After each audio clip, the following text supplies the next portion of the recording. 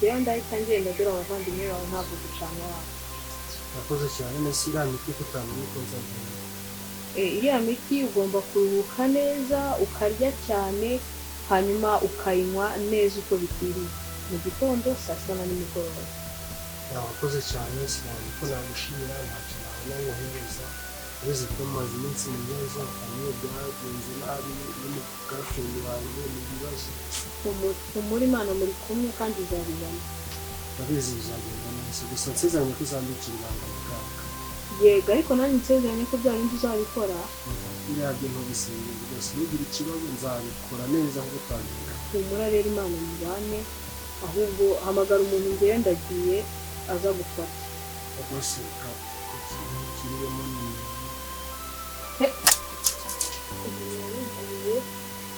Ariko ntacyo gutinya komeza ubifate kandi wiyiteho.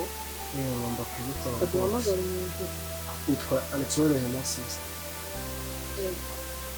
Tumuhamagare twumve ko yaza akagufata ngenda agiye dore ntabwo biba bimeze neza hagati yanjye nawe. Ubizi se? Yakoze cyane muganga rwose.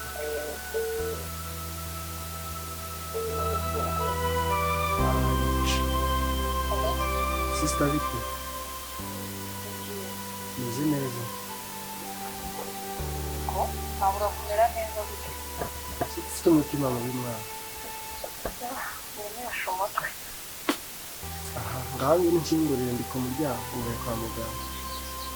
Ariko ye aho wabereye mu nari ntegereje aho wabereye mu kuza uzengereza abantu ubundi utitegereza uzamuka gukingurira kuko nawe mutumye ku muhanda agana.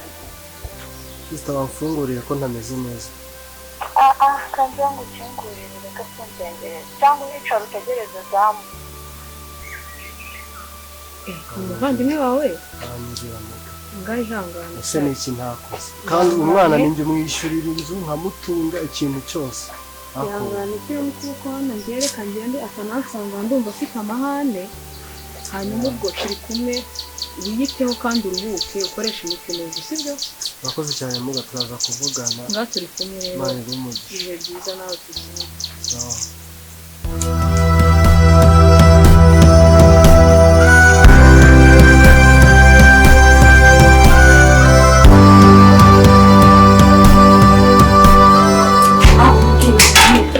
Ubwo bize gutorongera utaragera aha ubu nibwo butse gutorongera. Sinumva ngo amaguru yanyu arareba izindi muntu zirebesha amaguru. Sista. Hano tugenda. Umusore kandi nzagufata imyaka. Umva tugenda mu nzu. Mana we ibintu ni ibiki koko biba biri kumba? Umusore mukunde igihe kingana n'amezi 3 mwitaho nta muntu n'umwe umugeraho ariko arenge ambwiye ngo agiye gupropoza undi mukobwa koko. Ariko mana yewe iyi life ntabwo iri fair pe ariko nyine nta kundi nzagumya mwiteho ni inshuti yanjye ni umuntu dore n'akazi kanjye rwose nako kwita ku bantu ngo nzagumya mwiteho nyine nta kundi nkomeze nanarwane wenda urukundo ruzatsinda. Akoze sista uyu mutima wo kuyivuga. Ako nawe ubundi wowe twabonye papa kuzana umutima nari mfite ntabwo niba ashobora nshobora kudora neza kino kurata uze kumusura kwa muganga. Iyi sisere ntabwo tugenda.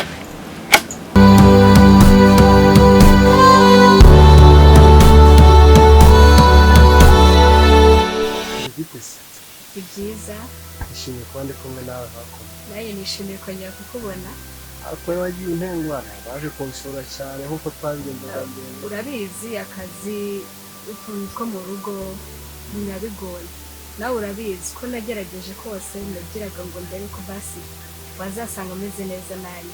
Asishuku yura n'inshuro nibura n'eshatu mu cyumweru. Urabizi akazi nkora ukuntu kagoye kuvuga ngo ntugiye gukora ntugiye mu kazi ikibazo kandi aba boss ntabwo wababwira ukuntu utagiye gukora wagiye kurwaza barubizi ko abantu bafite famille nyinshi ibyo nagutekerezagaho numvaga ngiye oya ntabwo wari umugabo ngo rwose ndi kumwe nako mba nabaye umwana oya nanjye ariko nagutekerezagaho nubwo nabaga ndi muri ibyo byose nabaga ndi gutekereza kuri wowe n'ukuntu uzagaruka ubu nishimira ko nongeye kukubona ubu ngubu maso yose aracyakayangana kurushaho urabizi aho mahirwe yo kongera nkakureba nkamenya oya ndabizi ko unzi uzajya undebera mu matema nubwo ayo mubiri adakora ariko ayo mutima aracyakora sibyo rata yego wowe wanjye wowe shiri hari ikintu amaze iminsi rero ntekereza kuzakubwira umunsi umwe n'amana kugira ngo ugese wapi nshaka ucyumva nanjye ndashaka ko ugesinga wasabye ntabwo nabishobora nabishobora ko wamubikora se icyiza ni uko wabimbwiye kandi warahindutse ntabwo nahindutse urabizi n'ubusanzwe ntabwo nzi kugeza ntabwo nabitekereza nyine ibintu hanze cyangwa babitekereze ntabwo byakora urumva hari ukuntu nyine bajyaga bavuga ngo kera umutima umwe aho uri ngo n'undi uterera ariko numva ari iki ubwo wowe nturi guterera mu wundi muntu wanjye uri guterera mu wawe niko ndabona iyo ndawutaye kwa muganga ntawanyumva ese wangaga kunsura ngo ujye warambabaje urabizi ko nari ndi mu bintu byinshi akazi kenshi amastresi ariko urabizi ko byose mbikora ku bwacu njyewe ugize ikibazo aka kanya bishoboye igishoboka cyose nyuma akazi kose nta kintu ushobora gukora ndi umugabo uri umugabo abagore tugira imitima yoroshe tuba dufite utuntu twinshi two kurebaho imitima yoroshye ihuramo no kwita ku muntu ukunda nari witaye kuko naragusengerera uzi ko n'abavandimwe banjye nabo batangiragaho nawe urangira nawe ibibazo abavandimwe bawe nageze aho ntekereza ko nyine nawe wanditse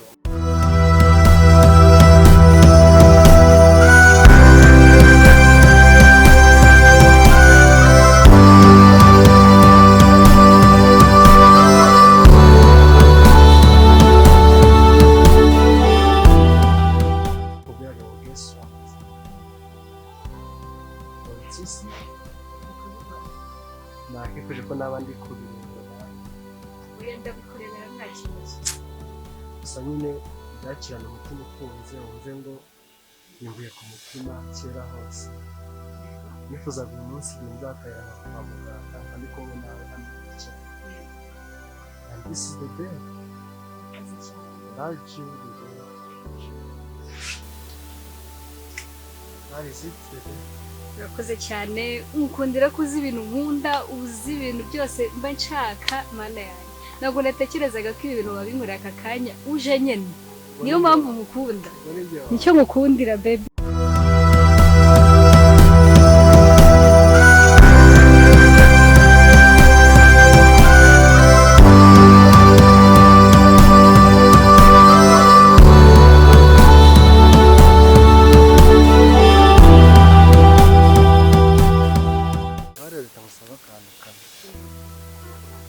going to close your eyes as I did. See you.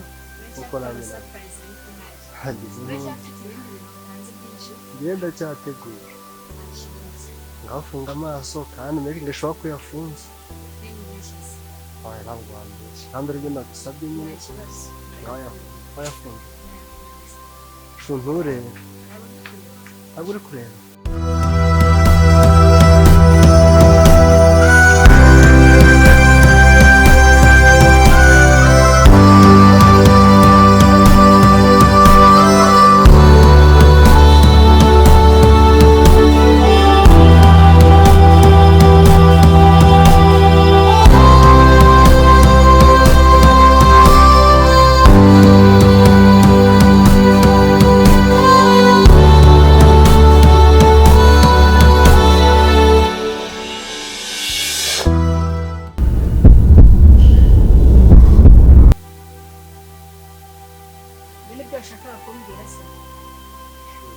ibi nibyo washaka kunyereka ibi nibyo washakaga kunyereka urandebye impumyi nkawe uraza ngo uje gukora za propose wabitekerejeho neza unyicaje ku zuba unyicishije inyota akaba inyuma yese champagne udufata twa orange kabisa oya ntabyo gutuza ibi bintu wabikoze bitekerejeho neza oya ntago nakwemera ibaze ibaze cyose dukundana ntabwo wenda ntago uri kubasha kumbona ariko utarahuma warambonaga narakubona reba unyitegereze niyo neza mpamvu nzi agaciro kawe reba unyitegereze neza umukobwa nkanjye w'i Kigali ugiye kubana n'umuntu ufite ubumuga bwo kutabona nta nshuti zanjye nta bavandimwe nta famiye ntacyo uyu mushinga uraguhombeye inshuti zawe ntabwo za proud yanjye rwose ntabwo byavamo ntabwo nakwemera uzakira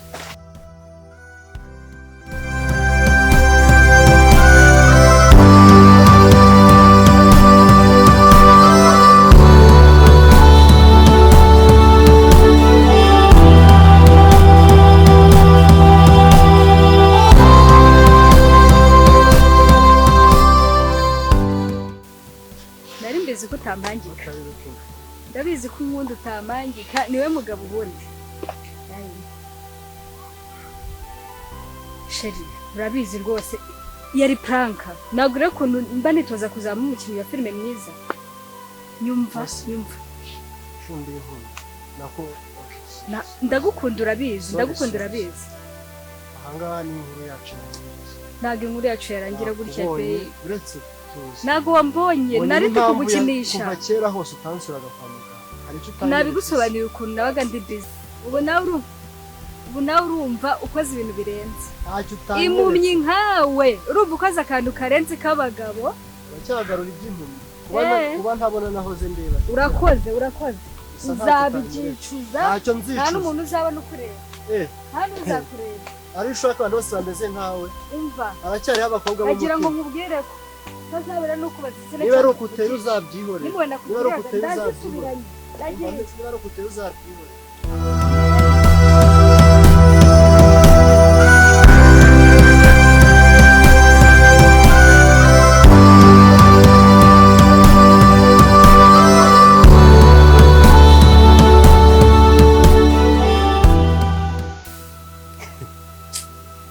ubwo Kigali aranyiyeretse ako se ni gute umuntu azamenya umuntu wo kuri ari ubu ariko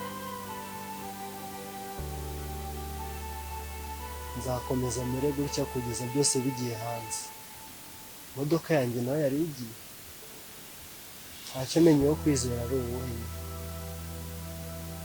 nzabavumbura murabeshya kandi byose bizajya hanze umutima wanyu nsezeranya kutazantera ibi ni hagati yanjye nawe tugomba kandi kubikora kandi ubu ngo yarazi ngo ndaje ndaho